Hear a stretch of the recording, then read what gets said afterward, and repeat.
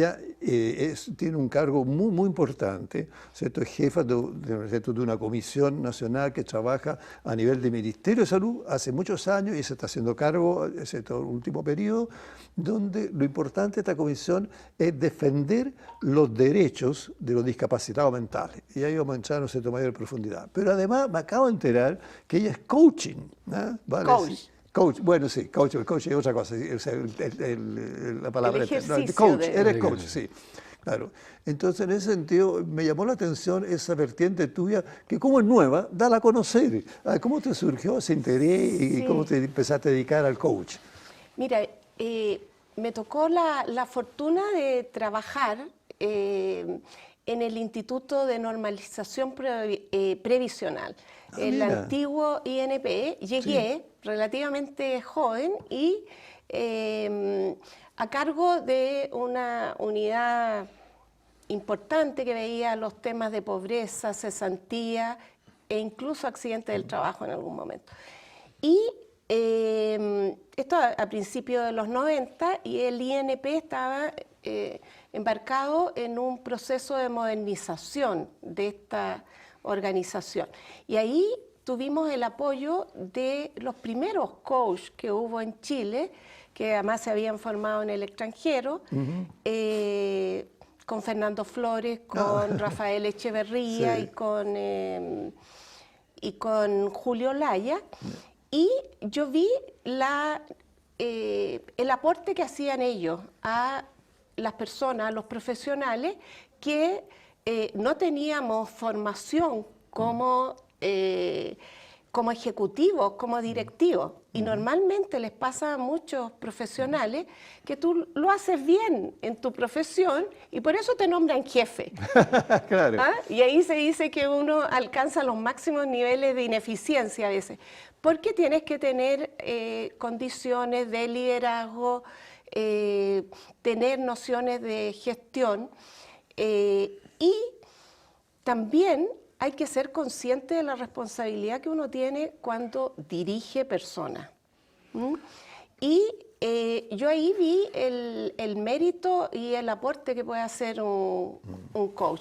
Sí, y luego, después de varios años... Siendo bien objetivo... No, es que es re importante esto, que además se hace mucho más énfasis hoy día en lo positivo que tiene la gente y no rescatarle los errores, que era la cosa tradicional antigua. Quiero ser...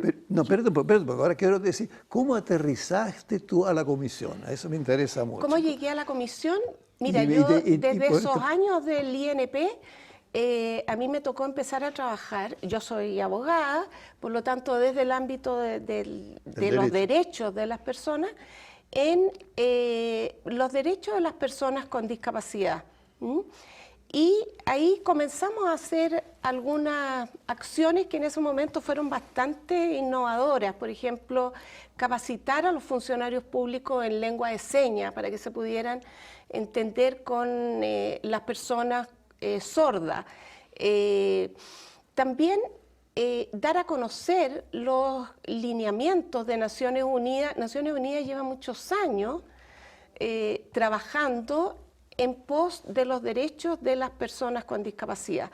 Y precisamente por esos años, el año 94, habían unas recomendaciones, las normas uniformes sobre integración de las personas con discapacidad. El objetivo que se planteaba las Naciones Unidas era recomendar al Estado ciertos lineamientos para que tuvieran políticas públicas que fueran dirigidas a integrar, se decía en ese momento, a las personas con discapacidad.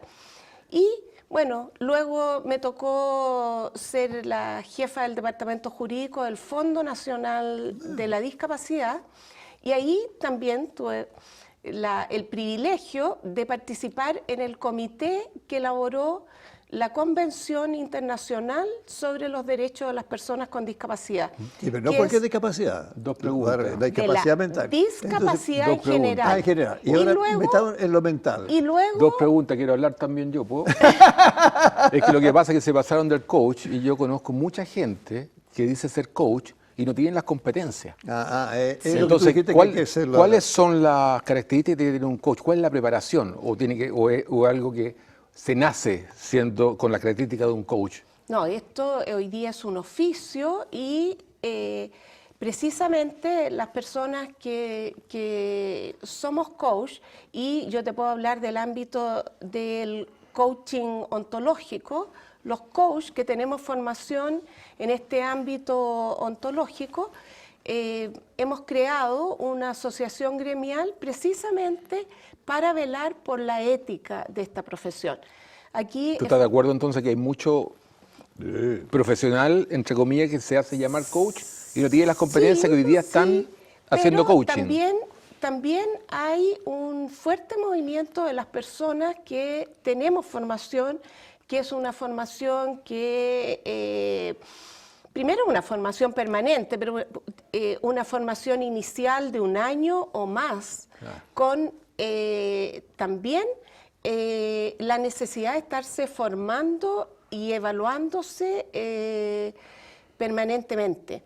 Y estas asociaciones, que además son a nivel internacional, tienen precisamente han definido ciertas habilidades mínimas que tienen que tener. Y deberían estar normados como están normados los corredores de propiedad. Buen punto. Cualquiera es coach hoy día. Hoy hace un curso de 1 mes, ya es coach y ahí se ganan sus pesos. No puede ser eso. Es bueno lo que supone que un coach lo que hace es sacar lo mejor, toda la potencialidad de una persona. Bueno, y no todas las personas están calificadas para eso. El primer ejercicio que tú tienes que hacer es haberte sometido tú a un proceso de coaching, haber experimentado en ti el cambio que pretendes guiar u orientar en otras personas. Ahora, el coach siempre es un acompañante, es un apoyo para la persona que quiere efectuar un cambio, quiere alcanzar determinadas metas. Entonces, eso requiere un fuerte compromiso, además de una preparación, un fuerte compromiso ético. Y la segunda pregunta que quería hacer, dale. Y no hablo más, tú hablas de los derechos de las personas con enfermedades mentales. ¿Cuáles son específicamente esos derechos y qué país está liderando ese proceso?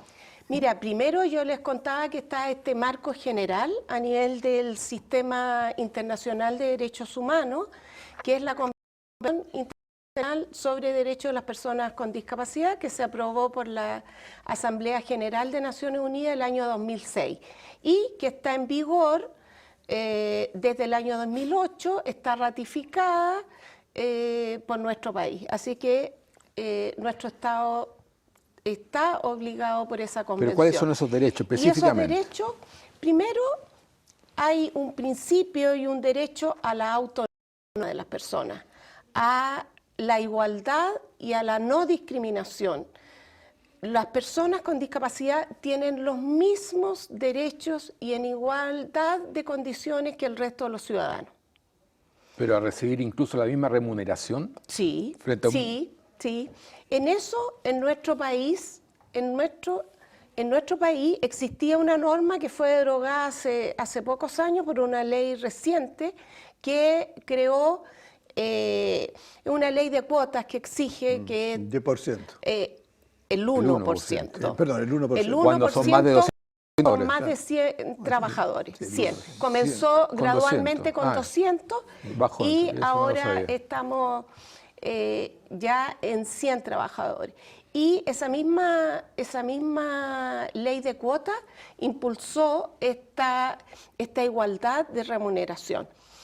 Las personas con discapacidad tienen los mismos derechos en materia de derechos civiles y políticos.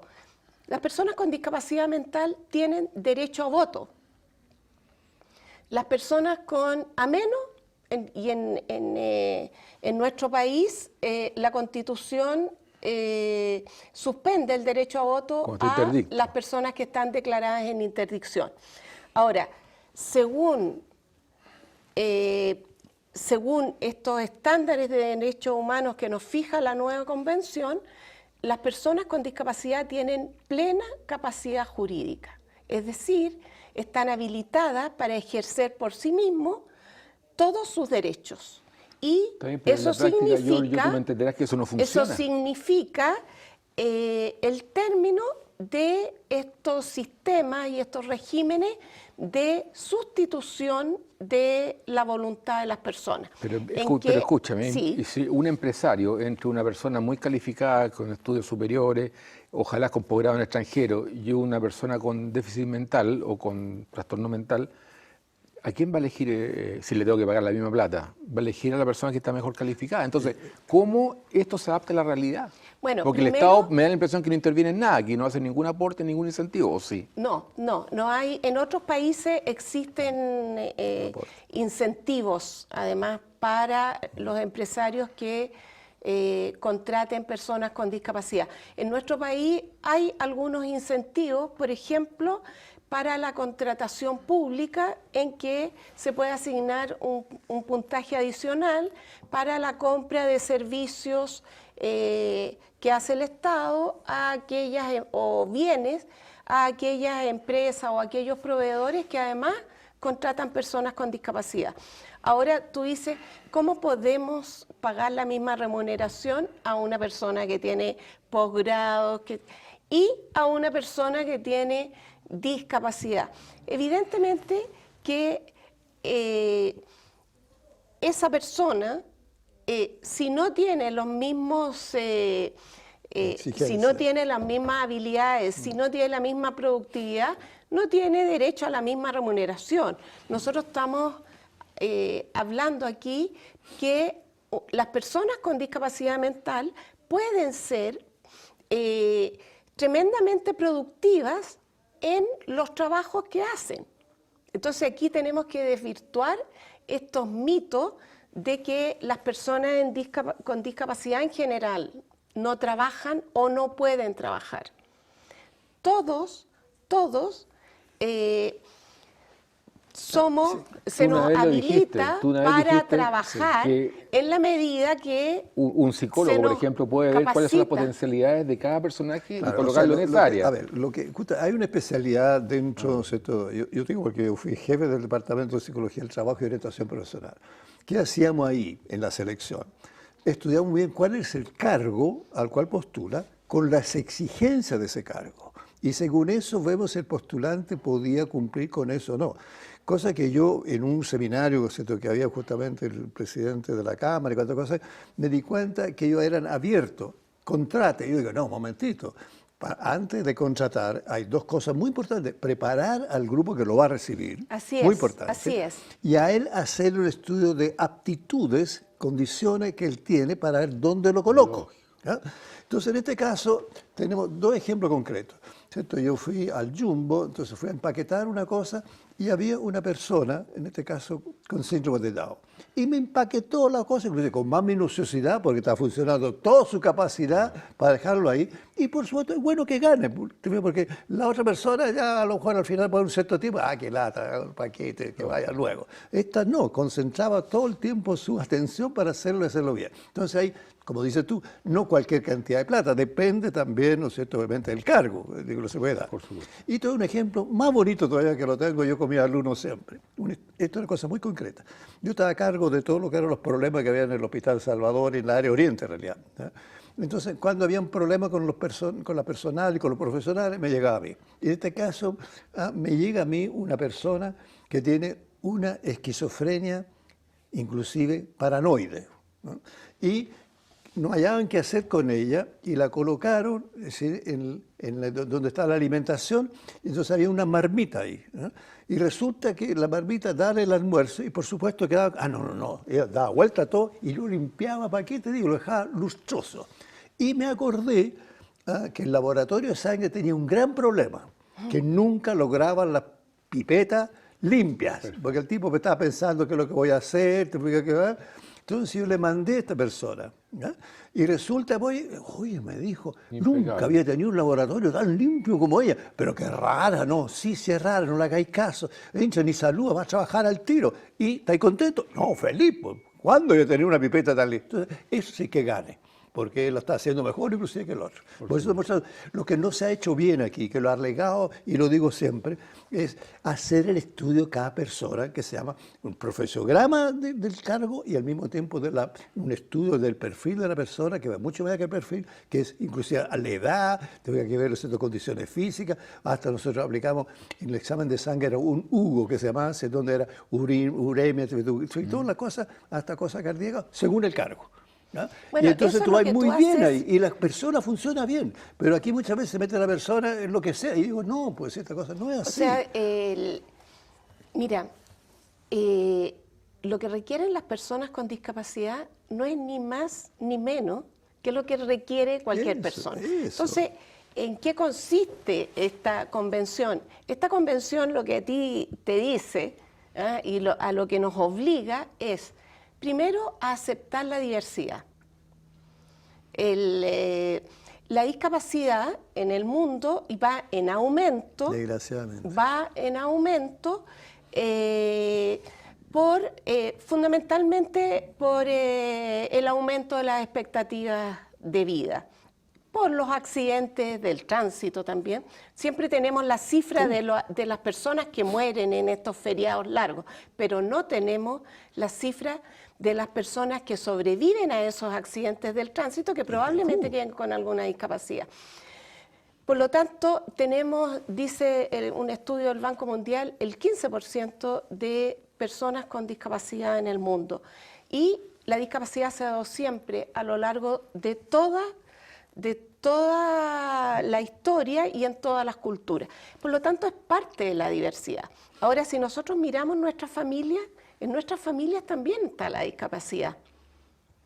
Entonces, es curioso esto, la invisibilización y esto de mirar la discapacidad como una cosa rara, como una cosa bizarra cuando se trata de las personas con discapacidad mental incluso, y no incluirla, no incorporarla. Ahora, como dice Giorgio, cualquier trabajador que es contratado para un puesto en que no tiene sus habilidades, no va a rendir al máximo. Entonces, ¿qué requieren las personas con discapacidad? Lo mismo que el resto de las personas. Uno, que los procesos de selección no sean discriminatorios. A veces se exigen mayores estándares que los que el puesto requiere. Por ejemplo, se exige inglés. Y si tú te preguntas, y es un puesto de secretaria, bueno, ¿y esta secretaria atiende a personas que hablan inglés? No. Bueno, entonces es innecesario y es discriminatorio, ¿no? Y así hay una serie de procesos en materia de inclusión laboral que dificulta que las personas con discapacidad, y particularmente las personas con discapacidad mental, puedan incorporarse a los trabajos. No, perdón, yo quiero hacerlo para el público en general que está viendo y escuchando eso. ¿Sí? ¿Cuáles son los problemas que hemos encontrado nosotros que la Comisión nos consulta? Y yo creo que para que la gente comprenda que tienen derecho también a pedir de repente apoyo nuestro o una orientación. Bueno, ¿qué cosas hemos visto ahí? Esta Comisión de Protección de los Derechos de las Personas con Discapacidad es un órgano que ya tiene más de 20 años dentro del Ministerio de Salud y que tiene por función velar porque los derechos de las personas con discapacidad mental o con enfermedades mentales no sean vulnerados en su atención de salud. Y además le otorga a esta Comisión Nacional, porque también tiene a lo largo del país, a lo largo de todo el país comisiones regionales para una atención más directa, le otorga a la Comisión Nacional roles de garante de ciertos tratamientos o ciertas indicaciones médicas. Por ejemplo, toda indicación de un procedimiento invasivo e irreversible respecto de personas con enfermedades mentales o discapacidad mental tienen que ser aprobados por los comités éticos asistenciales y además tienen que ser revisados por esta Comisión Nacional. ¿Cuál es la revisión que hacemos nosotros? Que se hayan cumplido las exigencias que establece la ley y principalmente el consentimiento informado de la persona con discapacidad mental. Leonor, ¿tú estarás de acuerdo en que nuestra sociedad es una sociedad que discrimina? Sí. ¿Cómo se enfrenta a esa discriminación? Es un tema cultural. Antes que tú contestes eso, quiero dar un ejemplo bien concreto. Sí. Por ejemplo, la hospitalización psiquiátrica se te obligaba y que la persona se encuentra de repente hospitalizada y no sabe por qué llegó ahí. O sea, eso es lo que estamos viendo hoy, pero a esta persona se le preguntó algo o sencillamente otros decidieron por él. Eso es la cosa de protección como un ejemplo concreto. Perfecto, como un derecho también. Ahí, sí, como un derecho importante, lógico. Ahí tenemos y esterilización, no otro tema. Nos ha tocado se vio en Suecia eso. Casos dramáticos de personas que son internadas en contra de su voluntad, que son sometidas a sugestiones farmacológicas, sugestiones físicas, con infracción de todas las normas legales. Además, la internación involuntaria, las sugestiones físicas, las sugestiones farmacológicas, todas tienen que ser informadas y autorizadas en el caso de la internación involuntaria. Toda internación involuntaria que supere las 72 horas tiene que ser autorizada por la autoridad sanitaria, es decir, por la Seremi de Salud. Y además tiene que ser revisada por nuestras comisiones regionales. Ahora, como Comisión Nacional tenemos los casos más graves. Este caso que nos tocó ver este año, además era un joven profesional, estuvo en 3 clínicas psiquiátricas sin saber y sin comprender por qué estaba ahí, con medicamentos. Porque lo dejan atontado. Que lo dejaron muy dañado y además con una experiencia muy traumática que tiene como resultado que él hoy día necesita atención psiquiátrica, pero tiene una tremenda desconfianza y está recibiendo atención, pero él no cree que un profesional lo puede sanar, porque él ya vivió una experiencia muy traumática. Veamos otro ejemplo concreto que nos tocó en un hospital donde se murieron pacientes. Entonces, esta comisión también, cuéntalo tú, porque tú eres la jefa. Sí, aquí. Nosotros nos toca y la ley nos obliga a revisar todas las muertes que se produzcan en contextos de hospitalización. Ahora, nuestro campo de acción y de protección de los derechos incluye atención pública y privada y la atención ambulatoria y hospitalaria. Pero particularmente nos entrega esta competencia para investigar las muertes que se producen en situaciones de hospitalización, de internación. ¿Con cuántos fiscalizadores cuentan ustedes? Nosotros no tenemos facultades de fiscalización. No, pero espérate. No tenemos Lo que pasa es que yo lo llevo al Sename, que también está regido por protocolos del tema y tampoco funciona. Entonces, parece que fuera solamente saludo a la bandera. Da la impresión. No, mira, a ver, aquí las facultades de fiscalización están radicadas en la autoridad sanitaria, claro, la Seremi. Este es un órgano que no solo existe en Chile, sino que existe en otros países, que cuenta con una secretaría ejecutiva. En el caso de Santiago, que es el que tiene más, somos 3 personas, 3 profesionales a media jornada, no es mucho, pero sí con mucha vocación y con mucho compromiso. Y el resto somos voluntarios representando instituciones. La comisión está formada por representantes del Colegio Médico, de las sociedades científicas, como Giorgio, que representa Chilena de Psicología Clínica. A la Sociedad Chilena de Psicología Clínica, tenemos y representantes de organizaciones de usuarios, Eso es interesantísimo. Organizaciones de familiares de personas con discapacidad intelectual. Tenemos que integrar a una persona con discapacidad intelectual y yo tengo que decir que no deja de haber cierta resistencia. O sea, ¿qué va a hacer una persona con discapacidad intelectual en una comisión? Tiene mucho que hacer. Tiene mucho que hacer. Esta es la experiencia práctica, ¿Ah? Cuenta su experiencia práctica. Son, como dicen ellos, son expertos, expertos por su vivencia.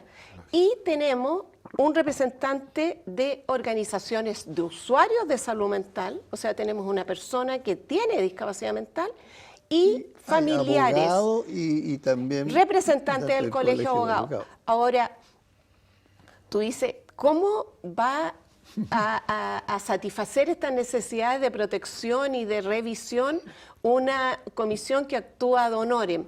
Estoy todo el rato pensando en eso, que esto sirve para poco, digamos. Pero vieras tú el compromiso. Por favor. Pero es que no hay un compromiso, está bien, pero ustedes tenemos... están dejando tiempo profesional, qué sé yo, para una obra tan maravillosa como esta. Mira, pero esto es un rol del Estado, y profesionalizarlo como corresponde. Darle plata y no hay problema. Claro, pero ¿qué pasa que con un enfermo mental que cae en esta situación? Está desvalido absolutamente, salvo que ustedes de buena voluntad lo asistan. O sea, me parece hasta ridículo. Roberto, mira, te vamos a invitar a conocer más nuestro trabajo. Si puedo ayudarlo en algo también. Perfecto. Y además, en esto, tú como comunicador tienes un gran rol de dar a conocer esta instancia de protección donde las personas pueden reclamar. El Estado no funciona en este país. Pueden reclamar. Yo no sería tan escéptico. Pero mira los niños en el Sename nos faltan recursos. Súper escéptico. Ahora, tengo con qué hacerlo. ¿Qué es lo que pasa respecto de nuestra niñez? Ahí yo coincido contigo que tanto el Estado como la sociedad, el Estado finalmente es la sociedad jurídicamente organizada, o sea,